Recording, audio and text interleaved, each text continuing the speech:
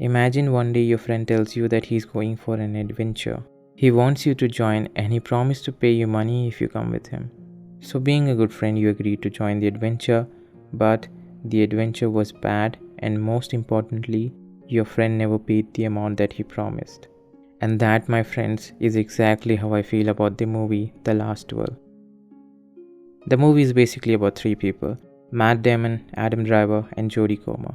Matt Damon wants to prove his wife didn't commit adultery. Adam Driver wants to prove that he never had non-consensual sex with Jodie Comer. And Jodie Comer just wants to survive by the end of the movie.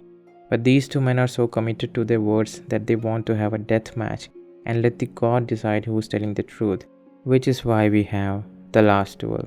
The reason why it is not called First, Second, or just a duel is because the events in the movie is based on true story of the last ever duel in the world which took place in France. It will be one thing if the movie just shows things as it happened without trying to make a statement, but the movie has this narrative of the truth, and they show the events from the perspective of three lead characters. It is fine if they show the events from three different perspectives and then follow the events of the history, letting the audience decide what actually happened. But instead, the movie clearly implies that Jodie Comer's version of the truth is the real truth, which is not really a problem unless you don't follow up with the stance that you took. Once you literally start telling the audience that her version of the truth is the real truth, you have already picked a side, which again is not necessarily a bad thing given the circumstances, but the movie doesn't do anything about it. It just tells you that she's right. That's it. The movie makes it very clear that the death match is not what she ever wanted, and Matt Damon didn't tell her that the consequences of him losing will be stoning her to death. So many references was made about the treatment of women during her trial.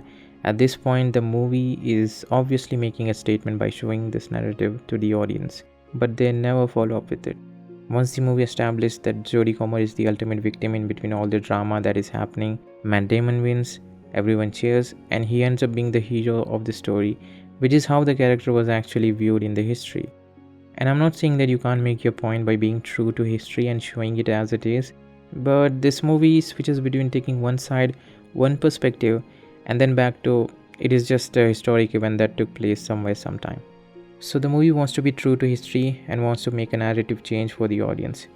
The ending for her is not very tragic or very good.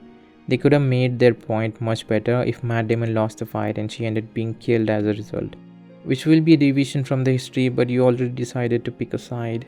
If it really helps your narrative, then why not just do it? And just tell that your story just took some inspiration from history, or you just want to be true to history, just show it as it is. Don't tell the audience which side they should take. The audience is smart enough to see the movie and decide for themselves. And most importantly, don't tell your audience that they are stupid. Maybe make a better movie next time. That's all I have to say about this movie. Subscribe for more content like this. Hope to see you next time.